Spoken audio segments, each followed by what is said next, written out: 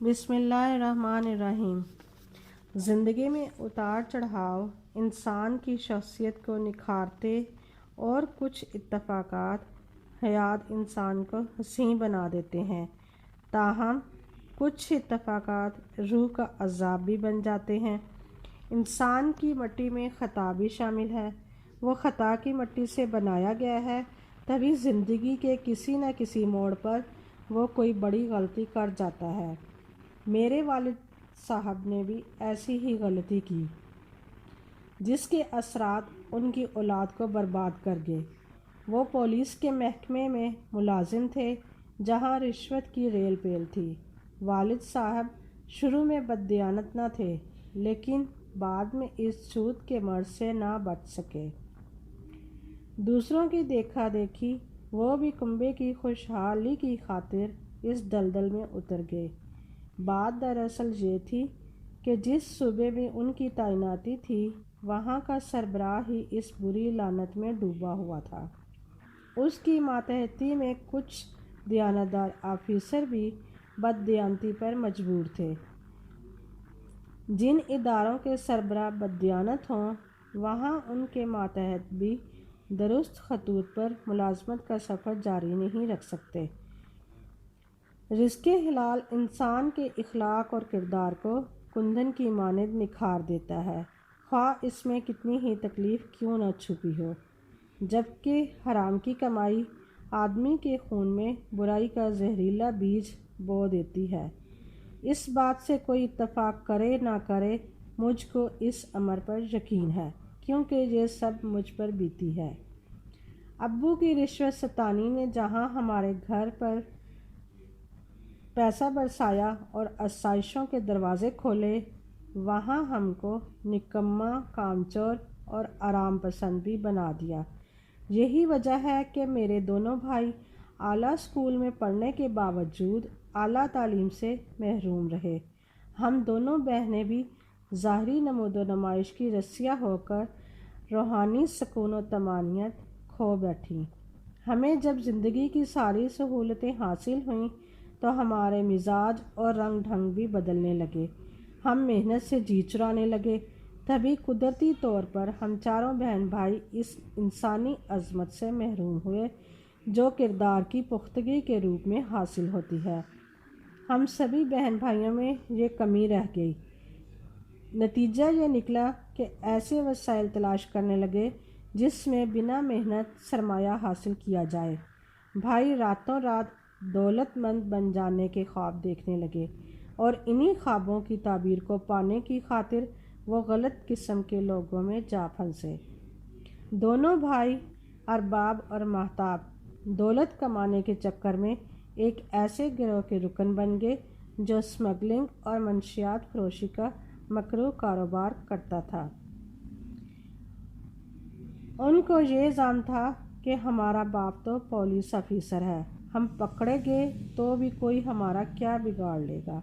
کچھ دن تو ابو کو علم نہ ہوا کہ میرے لڑکے کیسے گروہ کے ہتھے چڑھ گئے، مگر جب بیٹے بریف کیس بھر کے نوٹ لانے لگے تو انہوں نے حقیقت جانتے ہوئے بھی چپ سادھ لی کہ ان کے ایمان کو رشوت کے روپے نے کمزور کر ڈالا تھا، یا ان کو اپنے عہدے کی طاقت کا ظن تھا۔ منشیات کی لعنت کتنی قابل تعزیر ہے۔ اس امر سے واقف ہونے کے باوجود والد صاحب نے بیٹوں کو غلط راہ پر چلنے سے نہیں روکا۔ ایک قیمتی پلاٹ کو جلد از جلد پلازہ کا روپ دینا چاہتے تھے۔ بڑی بہن کی شادی ایک امیر گھرانے میں ہو گئی۔ ان کی قسمت کے شوہر اچھا ملا، تاہم بابل کی ہر بیٹی کی قسمت ایک سی نہیں ہوتی۔ آپا کے برعکس شادی کے روپ میں بدقسمتی میری راہ دیکھ رہی تھی۔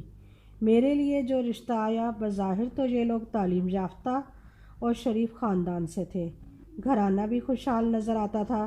امی ابو نے ہاں کر دی اور میرا نکاح ہو گیا۔ سال بعد رخصتی ہو گئی۔ میرے سسر صاحب بزنس کرتے تھے۔ ان کا کاروبار بہت اچھا جا رہا تھا۔ ان کے بیٹے بھی اس کاروبار میں شریک تھے۔ 100 مشترکہ فیملی سسٹم تھا۔ گھر کی بڑی ساس تھیں، نوکر خدمت کے لیے موجود تھے۔ غرض ہر طرح سے سب اچھا تھا۔ میں بیاہ کر سسرال آ گئی۔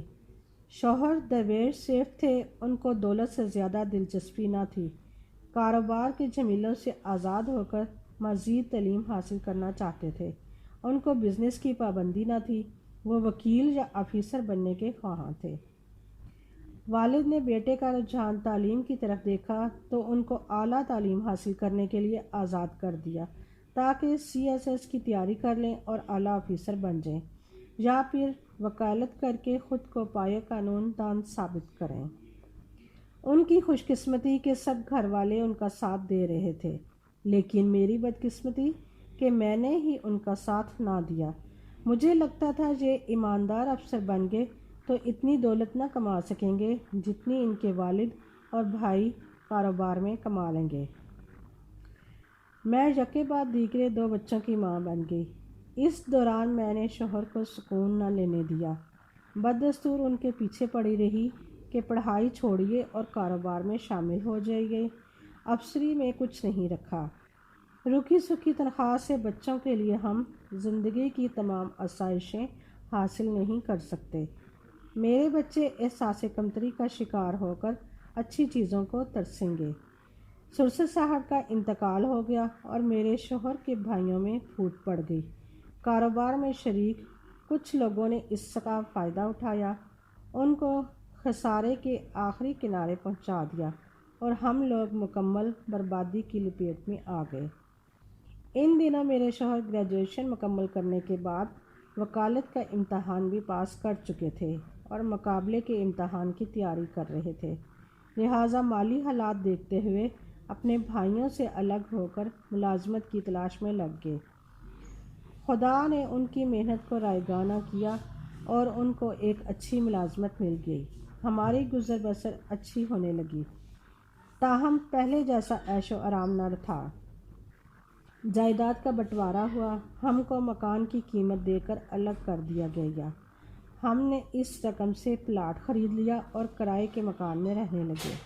یہ مکان چھوٹا سا تھا جس میں بچوں کے کھیلنے کو صحن تک نہ تھا۔ بچے جب بڑی سی کوٹھی سے اس تنگ مکان میں آئے تو ان کا جی گھبراتا تھا۔ طرز زندگی میں بہت فرق آ گیا۔ میرے بچے تو بڑے گھر میں ٹھاٹ باٹ سے رہنے کے عادی تھے، جہاں نوکر چاکر اور ہر طرح کی سہولتیں میسر تھیں۔ وہ کہتے، ماں آپ کدھر آ گئی ہو، یہاں سے نکلو، ہم نے یہاں نہیں رہنا، ہمیں اپنے گھر جانا ہے۔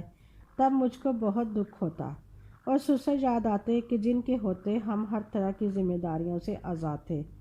میں بھی تو اس قسم کی زندگی بسر کرنے کی عادی نہ تھی۔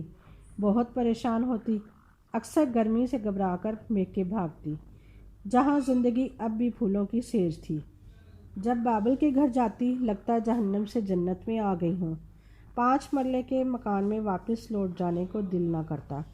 بھائی غلط کاموں سے دولت سمیٹ رہے تھے، بڑی بہن کی زندگی بھی ٹھاٹ باٹ سے گزر رہی تھی۔ سوچتی کہ ایک میں ہی ایسی ہوں جو ذرا ذرا سے آرام کو ترس رہی ہوں۔ شوہر سے کہتی کہ تمہاری وکالت سے تو روزی روٹی پوری نہیں ہوتی، تم بچوں کو اعلیٰ تعلیمی اداروں میں پڑھا پاؤ گے اور کب عیش کراؤ گے؟ یہ بیچارے یوں ہی سسکتے ہوئے زندگی گزاریں گے۔ وہ جواب دیتے، کیوں پریشان ہوتی ہو، تھوڑا سا صبر کر لو، جلد حالات بدل جائیں گے۔ وکالت کے پیشے میں ابتدا میں صرف محنت ہوتی ہے، روٹی گھر سے کھانی پڑتی ہے۔ 4-5 سال صبر سے گزار لو، پھر دیکھنا کہ کیسے میری محنت رنگ لاتی ہے۔ ان کی باتوں سے دل جل اٹھتا۔ آپ کہاں کی کوڑی لاتے ہیں، بھلا محنت سے بھی کہیں گھر کے چراغ جلتے ہیں؟ محنت سے تو برسوں روکھی سوکھی کھانی پڑتی ہے، تب جا کر کہیں حاصل حصول ہوتا ہے، وہ بھی قسمت والوں کو۔ مجھ کو ذرا اعلیٰ پائے کا وکیل بننے دو۔ تمہارے اعلیٰ پائے کے وکیل بننے تک بھوکے نہیں مرنا، بڑھاپے میں امیر ہوئے تو کیا ملے گا، جب جوانی اور اس عمر کی خواہشیں تنگ دستی کے شکنجے میں پھانسی پاتی رہیں گی۔ میں نے بہت چاہا میاں جی میری بات سمجھے، مگر وہ نہیں سمجھتے تھے۔ ایک ہی بات کی رٹ تھی کہ محنت سے عزت ملتی ہے اور صبر کا پھل میٹھا ہوتا ہے۔ میرے بھائیوں نے جو مجھ کو پریشان دیکھا، کہنے لگے، اپنے میاں سے کہو یہ کبھی فاقہ اور کبھی افاقہ والا پیشہ چھوڑیں اور ہمارے کاروبار میں شمولیت اختیار کریں۔ اتنا کمائیں گے کہ ہم کو دعائیں دیں گے۔ بھائی ہی نہیں، میرے حالات دیکھ کر آپا اور بھابیاں بھی مجھ پر ترس کھانے لگی تھیں۔ ان کے بچے میرے بچوں کے ساتھ کھیلنے نہیں چاہتے تھے۔ ان کی باتیں میرے دل پر گھونسا بن کر لگتیں، اور میں جانتی تھی یہ سلوک ان کا اس وجہ سے کہ میرے میاں زیادہ امیر نہیں۔ جب میکے سے لوٹتی تو اپنے میاں سے خوب لڑتی کہ یہ سب صرف تمہاری دقیانوسی سوچوں کی وجہ سے ہے۔ وہ کہتے وکالت وقت اور محنت مانگتی ہے، صبر چاہیے، اور میں کہتی بھاڑ میں گئی، تمہاری محنت، دیانت اور صبر مجھ کو نہیں چاہیے۔ میرے بھائیوں کو دیکھو کیسے بن برس رہا ہے، وہ تم کو اپنے ساتھ کاروبار میں شریک کرنا چاہتے ہیں، ان کی بات مان لو، عزت بھی ملے گی اور دولت بھی۔ اب تو ہم نہ میکے والوں کی نظروں میں معزز رہے اور نہ سسرال والوں کی نگاہوں میں۔ ہماری رات دن اسی بات پر لڑائی رہنے لگی۔ میں کہتی وکالت چھوڑ دو، وہ کہتے نیا کام شروع کیا ہے، ذرا میرے پیر جمنے تو دو۔ میں ان کے بڑا وکیل بننے تک انتظار اور محرومی کی چکی میں نہ پسنا چاہتی تھی۔ اچھی زندگی بسر کرنے کے دن تو یہی تھے، بچوں کے کھانے پینے اور میرے ہار سنگھار کے دن بھی یہی تھے۔ اب نہ تو سیر و تفریح کا لطف لے سکتے تھے اور نہ شاپنگ کا۔ جب میرے شوہر نے میری بات نہ مانی، میں روٹھ کر میکے آ گئی۔ وہ بہت پریشان ہوئے، منانے آئے۔ میرے بھائیوں نے بھی دبایا تو ہمارے ساتھ کام میں شریک ہو جاؤ، یا پھر ہماری بہن کو طلاق دے دو، کیونکہ تم اس کو کبھی اچھی زندگی نہیں دے سکتے۔ میرے میاں نے کہا بڑھاپے تک ہماری بہن اچھے دنوں کا انتظار نہیں کرے گی، تم نے اپنی روش نہ چھوڑی، ہم اس کو تم سے آزاد کرا لیں گے۔ آج کل محنت سے جلد روپیہ نہیں کمایا جا سکتا۔ روپیہ کو دیکھو کیسے کمایا، یہ مت دیکھو۔ تعلیم نے محب پر اثر کیا تھا، انہوں نے قانون کی تعلیم پائی تھی، لہٰذا وہ راضی نہ ہوئے۔ وہ کیوں کر میرے بھائیوں کے کہنے پر مجرم کی دنیا میں داخل ہو جاتے۔ انہوں نے مجرم بننے سے بہتر جانا کہ ہم سے کنارہ کر لیں۔ تم بے شک اپنے میکے میں رہو، مجھ سے ناطہ مت رکھو، مگر طلاق کی جلدی نہ کرو۔ کم از کم سال بھر کے لیے اس مطالبے کو طے کر رکھو، شاید حالات بدل جائیں۔ بچوں کی خاطر میں نے بھی ان سے علیحدگی اختیار کر لی، مگر طلاق نہ لی۔ یعنی ہمارا نکاح کا رشتہ برقرار رہا، لیکن میں نے اپنے میکے میں بسیرا کر لیا اور ان کو ان کے 5 مرلے کے مکان میں اکیلا چھوڑ دیا۔ ہمیں علیحدہ رہتے ہوئے 7 ماہ ہوئے تھے کہ شومی قسمت منشیات کی سمگلنگ میں میرے دونوں بھائی دھر لیے گئے۔ اس بار والد کی پشت پناہی بھی کام نہ آئی۔ اگر وہ کھل کر بیٹوں کے لیے تگدو کرتے تو بدنامی مزید ہونی تھی۔ بہرحال اس بار قسمت نے یاوری نہ کی، گینگ پکڑا گیا، میرے بھائی بھی اندر ہو گئے۔ مجھے محب خان کی یاد آئی اور ان سے قانونی مدد مانگی۔ انہوں نے کیس کے لیے ایک بڑا قابل وکیل رکھ کر دیا اور خود بھی معاونت کی۔ میرے بھائیوں کو بھاری جرمانہ ہوا، لیکن سزا لمبی نہ ہوئے۔ ان کو شک کا فائدہ مل گیا، جبکہ دوسرے مجرموں کو لمبی سزا ہو گئی۔ جب بھائی ضمانت پر گھر آئے تو ہم نے شکر کیا۔ آج مجھے ایک قانون دان کی بیوی ہونے پر فخر ہوا۔ آج میرے دل نے اعتراف کیا کہ تعلیم اور دیانتداری کے ساتھ جب محنت کا میل ہوتا ہے تو انسان کا سر فخر سے بلند ہو جاتا ہے، اور وہی لوگ قدر و منزلت پاتے ہیں جو سیدھے راستے پر چلتے ہیں، محنت سے حق حلال کا رزق اپنے بچوں کو کھلاتے ہیں۔ میں نے اپنے شوہر سے صلح کر لی اور صبر سے کام لیا۔ وقت گزرتے دیر نہیں لگتی۔